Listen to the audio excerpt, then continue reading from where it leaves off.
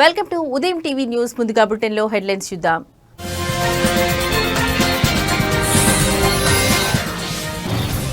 ఉపరాష్ట్రపతి అభ్యర్థిగా మహారాష్ట్ర గవర్నర్ రాధాకృష్ణన్ ఎంపిక వెనుక బీజేపీ వ్యూహం ఉన్నట్లు సమాచారం.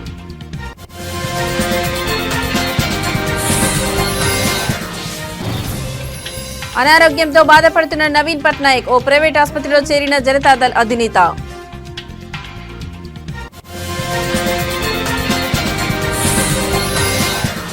కేంద్ర మంత్రి జయశంకర్ తో మంత్రి లోకేష్ భేటీ. ఏపీలో డేటా సిటీ ఏర్పాటుకు సహకారం అందించాలని సూచన.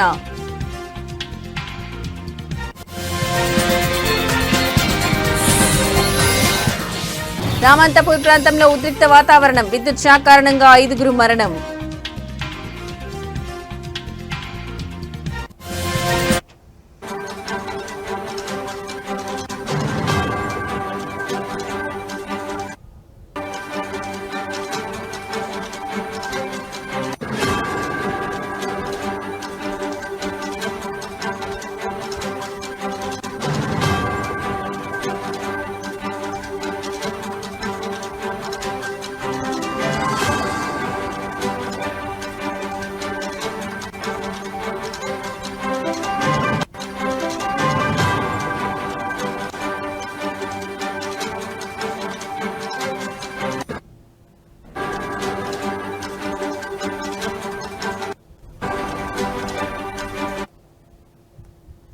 రైట్, ఇక బ్రేకింగ్ న్యూస్ చూస్తున్నాం. ఉపరాష్ట్రపతి అభ్యర్థిగా మహారాష్ట్ర గవర్నర్ సిపి రాధాకృష్ణన్ పేరును ఎన్డీఏ కూటమి ప్రకటించేసింది. అనూహ్యంగా ఊహాగానంలో వినిపించని పేరు తెరపైకి వచ్చి ఆశ్చర్యపరిచింది.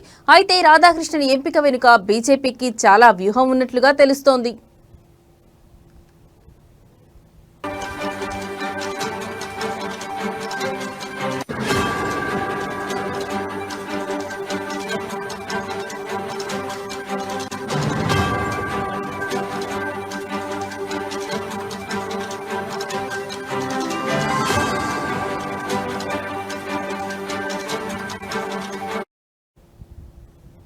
రాధాకృష్ణన్ స్వస్థలం తమిళనాడులోని తిరుప్పూర్. తమిళనాడులో ఆయనకు బీజేపీ నాయకులతో మంచి సంబంధాలు ఉన్నాయి. ఇక జార్ఖండ్, తెలంగాణ, పుదుచ్చేరి గవర్నర్ గా పనిచేసిన అనుభవం ఉంది. అంతేకాకుండా ఆర్ఎస్ఎస్ తో మంచి సంబంధాలు ఉన్నాయి. ఇక వచ్చే ఏడాది ఫిబ్రవరి లేదా మార్చిలో తమిళనాడు అసెంబ్లీ ఎన్నికలు జరగనున్నాయి. ఈసారి తమిళనాడులో బలం పుంజుకోవాలని బీజేపీ భావిస్తోంది.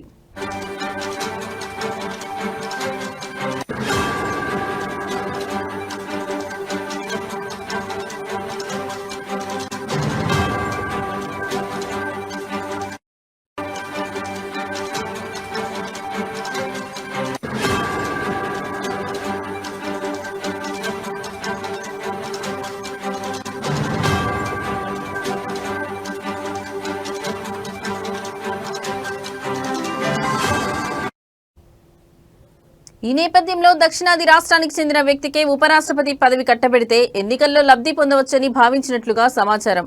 అంతేకాకుండా దక్షిణాది రాష్ట్రాల్లో సొంతంగా బలం పెరిగే అవకాశాలు ఉంటాయని ఆలోచన చేసినట్లుగా తెలుస్తోంది. ఇందులో భాగంగానే రాధాకృష్ణన్ అయితే బాగుంటుందని భావించి బీజేపీ ఎంపిక చేసినట్లు తెలుస్తోంది. అంతేకాకుండా పార్టీకి వీర విధేయుడిగా కూడా పనిచేసిన చరిత్ర ఉంది. ఇలా అన్ని రకాలుగా రాధాకృష్ణన్కు కలిసొచ్చింది.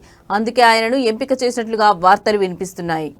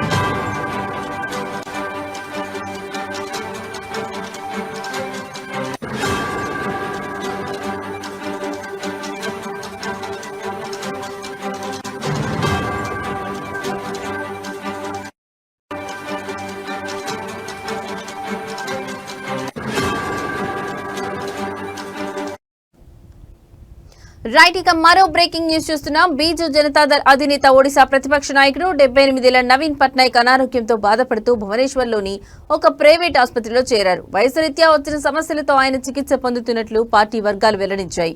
ప్రస్తుతం ఆయన వైద్యుల పర్యవేక్షణలో ఉన్నారు. నవీన్ పట్నాయక్ ఆరోగ్యం గురించి పార్టీ ఎక్స్ లో ఒక పోస్ట్ చేసింది. డిహైడ్రేషన్ కారణంగా ఆయన భువనేశ్వర్లోని ఆసుపత్రిలో చేరారని, ప్రస్తుతం ఆయన ఆరోగ్య పరిస్థితి మెరుగుపడుతుందని, జగన్నాథుడి ఆశీస్సులు, ఒడిశా ప్రజల ప్రేమతో ఆయన త్వరలోనే ఆసుపత్రి నుంచి డిశ్చార్జ్ అవుతారని పోస్టులో పేర్కొంది.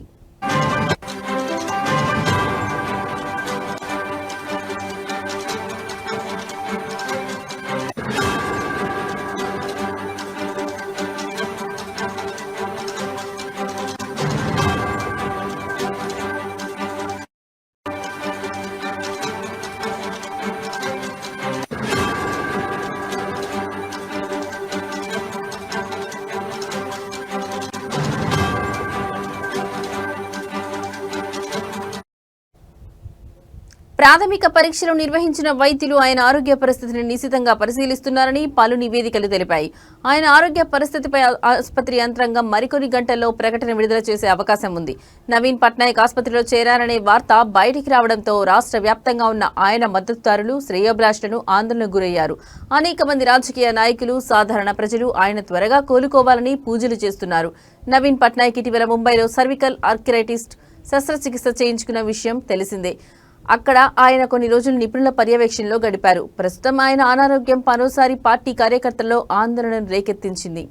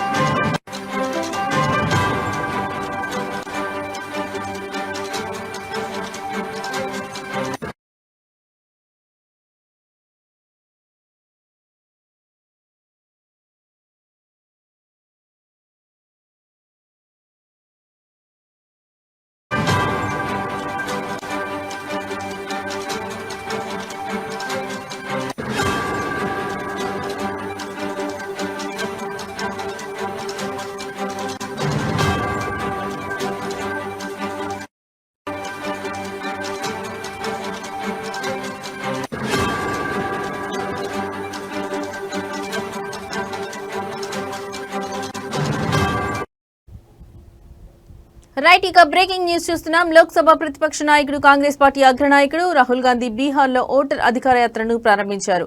బీహార్లోని ససారాం ప్రారంభమైన యాత్రలో బీహార్ మాజీ సీఎం లవ్లూ ప్రసాద్ యాదవ్, తేజస్వి యాదవ్, వామపక్ష పార్టీల నాయకులు పాల్గొన్నారు. ఈ యాత్ర దాదాపు 16 రోజుల పాటు రాష్ట్రంలోని 25 జిల్లాలు కవర్ చేస్తూ కొనసాగనుంది. యాత్ర ప్రారంభానికి ముందు రాహుల్ గాంధీ మాట్లాడుతూ బీజేపీ, ఆర్ఎస్ఎస్ దేశంలో రాజ్యాంగాన్ని నాశనం చేయడానికి ప్రయత్నిస్తున్నాయని విమర్శించారు.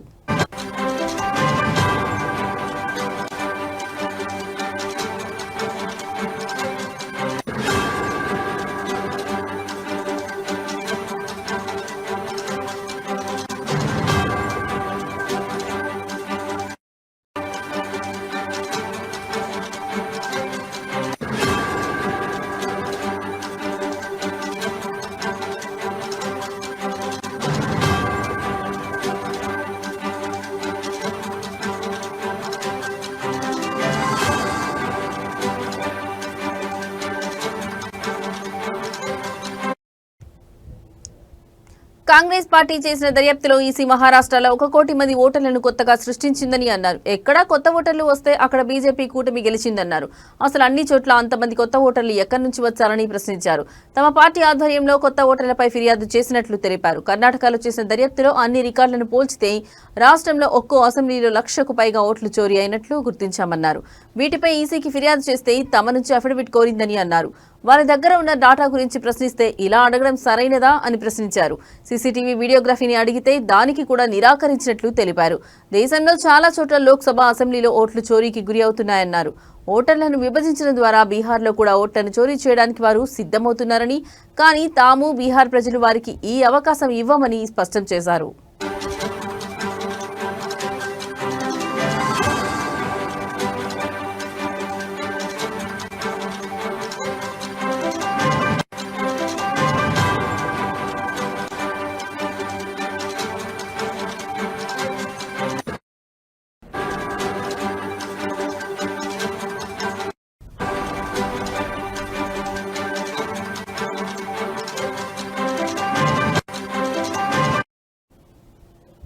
రైట్, ఇక బ్రేకింగ్ న్యూస్ చూస్తున్నాం. లోక్సభ ప్రతిపక్ష నాయకుడు కాంగ్రెస్ పార్టీ అగ్రనాయకుడు రాహుల్ గాంధీ బీహార్లో ఓటర్ అధికార యాత్రను ప్రారంభించారు.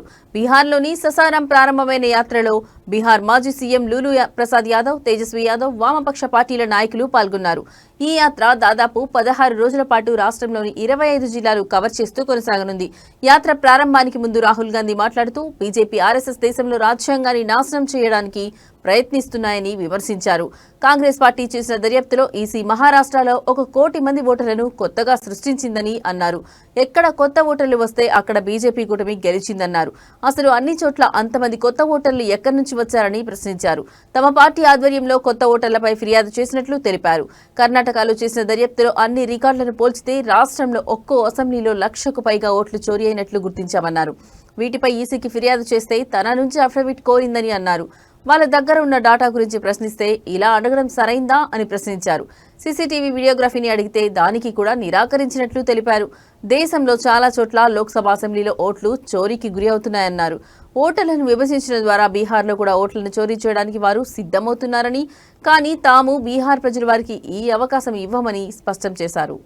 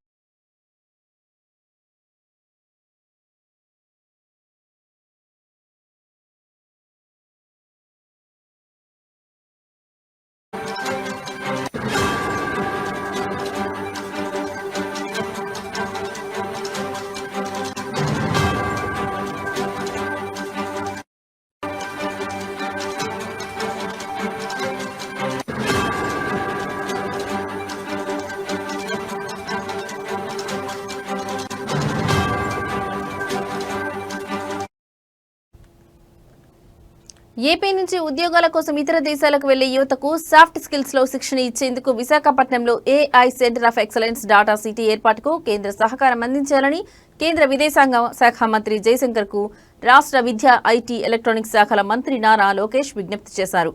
న్యూఢిల్లీలో కేంద్ర విదేశాంగ శాఖ మంత్రితో లోకేష్ భేటీ అయ్యారు.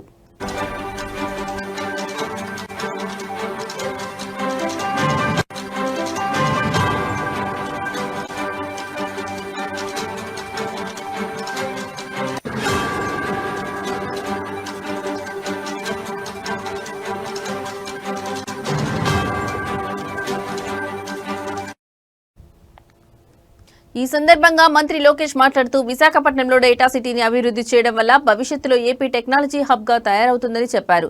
దీనికి సహకారం కావాలని కోరారు. ఆంధ్రప్రదేశ్ నుంచి వలస వెళ్లే కార్మికుల సంక్షేమం, భద్రత, గౌరవాన్ని కల్పించేందుకు ప్రవాస భారతీయ బీమా యోజన వంటి పథకాలను విస్తరించాలని, సంబంధిత ఫిర్యాదుల పరిష్కారం కోసం ఏపీలో ప్రత్యేక విభాగాన్ని ఏర్పాటు చేయాలన్నారు.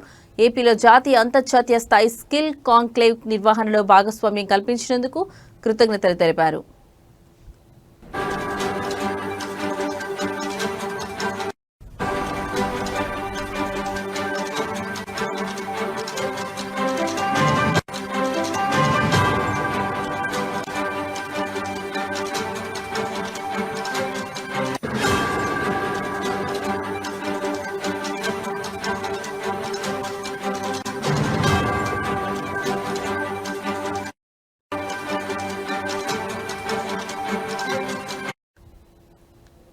వలస కార్మికులకు ఓవర్సీస్ ట్రైనింగ్, మైగ్రేషన్ ఇన్ఫ్రాస్ట్రక్చర్ కోసం ఫాస్ట్ ట్రాక్ అనుమతులతో పాటు నిధులు మంజూరు చేయాలని మంత్రి నారా లోకేష్ కోరారు.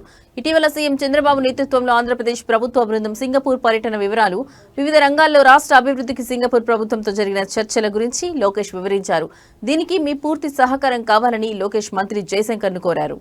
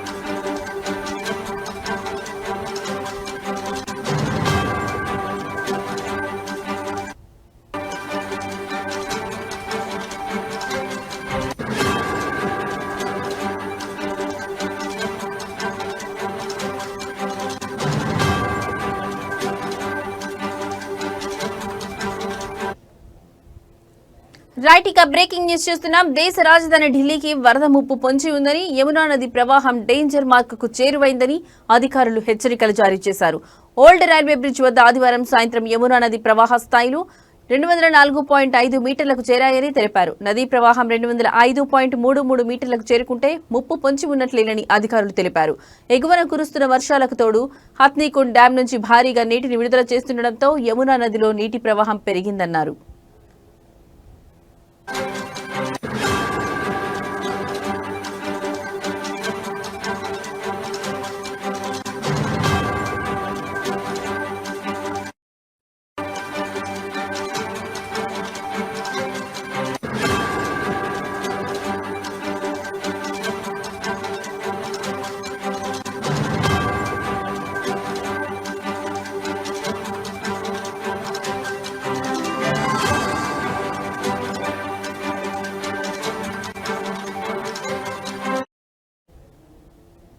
ప్రస్తుత పరిస్థితిని బట్టి యమునా నది నీటి ప్రవాహం డేంజర్ మార్కును దాటుతుందని అంచనా వేశారు. ఈ నేపథ్యంలో యమునా తీర ప్రాంతంలోని ప్రజలను సురక్షిత ప్రాంతాలకు తరలించే ఏర్పాట్లు చేస్తున్నట్లు వివరించారు.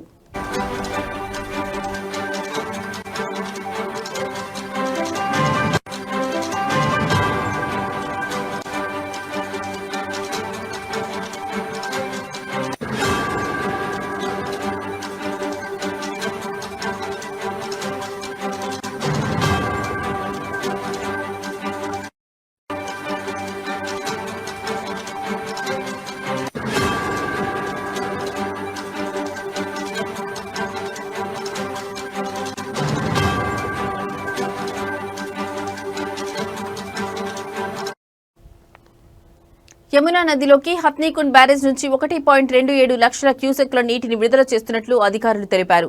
వజీరాబాద్ బ్యారేజ్ నుంచి 46,000 క్యూసెక్ల నీటిని వదులుతున్నట్లు చెప్పారు. ఈ రెండు బ్యారేజ్ల నుంచి విడుదలయ్యే నీరు ఢిల్లీ దాకా చేరుకోవడానికి సుమారు 48 నుంచి 50 గంటలు పడుతుందని అన్నారు. దీంతో ఢిల్లీలోని లోతట్టు ప్రాంతాలు నీట మునిగే అవకాశం ఉందని తెలిపారు.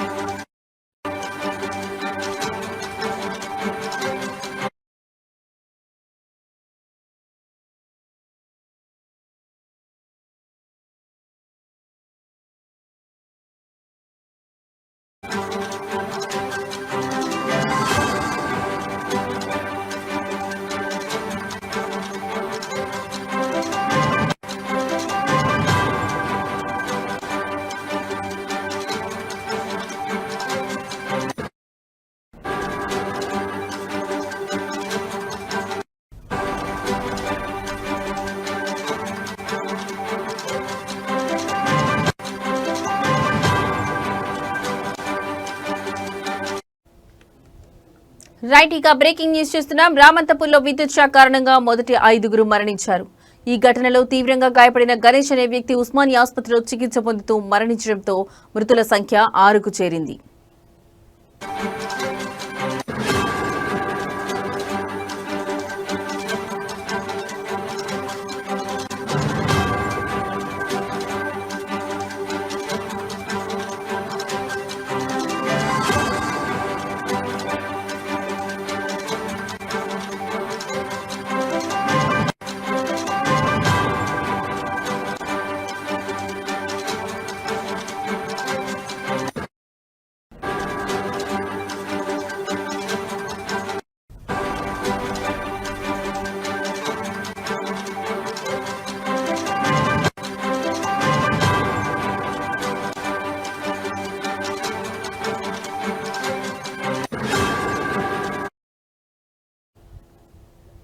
ఈ విషాదం జరిగిన వెంటనే విద్యుత్ శాఖ అధికారుల నిర్లక్ష్యం వల్ల ఇలా జరిగిందని ఆరోపిస్తూ స్థానికులు తీవ్ర ఆందోళనకు దిగారు. ఘటనా స్థలాన్ని పరిశీలించడానికి వచ్చిన విద్యుత్ శాఖ సీఎండీ ముషారఫ్ అలీని ప్రజలు చుట్టుముట్టి తమ నిరసనను వ్యక్తం చేశారు. పోలీసులు జోక్యం చేసుకుని పరిస్థితిని అదుపులోకి తెచ్చారు. ఈ ఘటనతో రామంతపూర్ ప్రాంతంలో ఉద్రిక్త వాతావరణం నెలకొంది.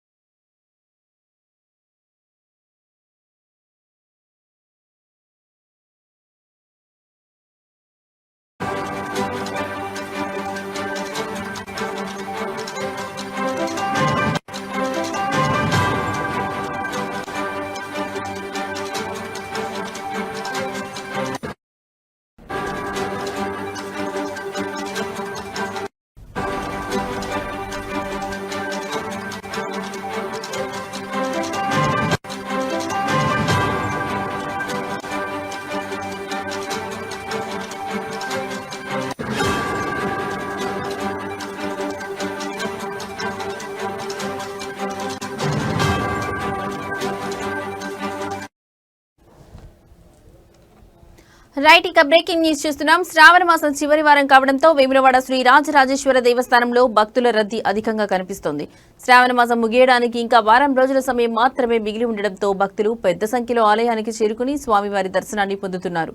అదేవిధంగా స్వామివారి కోడమొక్కులు పాటు నిలువెత్తు బెల్లం కొలిచి వారి మొక్కులు చెల్లించుకోవడం జరుగుతుంది. భక్తులు ప్రత్యేక పూజలు అభిషేకాలు నిర్వహిస్తూ కుటుంబ సమేతంగా శివుని ఆరాధిస్తున్నారు. ఆలయ పరిసరాలు ఓం నమ శివాయ నినాదాలతో మార్మోగుతున్నాయి. అధికారులు భక్తుల సౌకర్యార్థం అన్ని ఏర్పాట్లు చేసినట్టు తెలియజేశారు.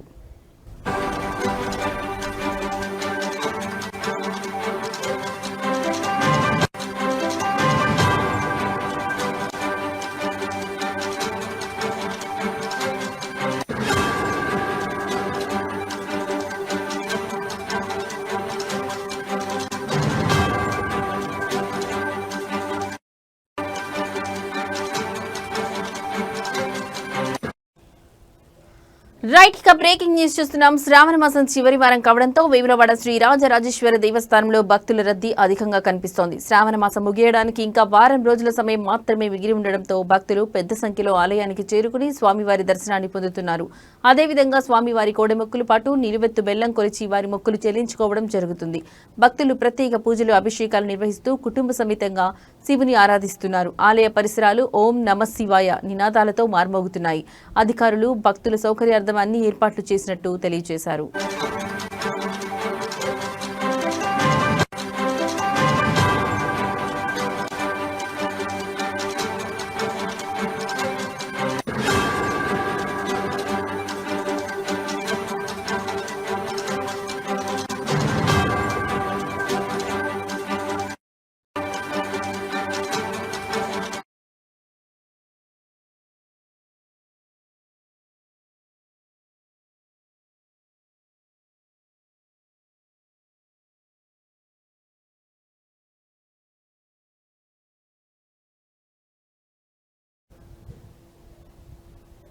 ఇవి ఇప్పటి వరకు నా బులెటిన్ అప్డేట్స్. నమస్తే.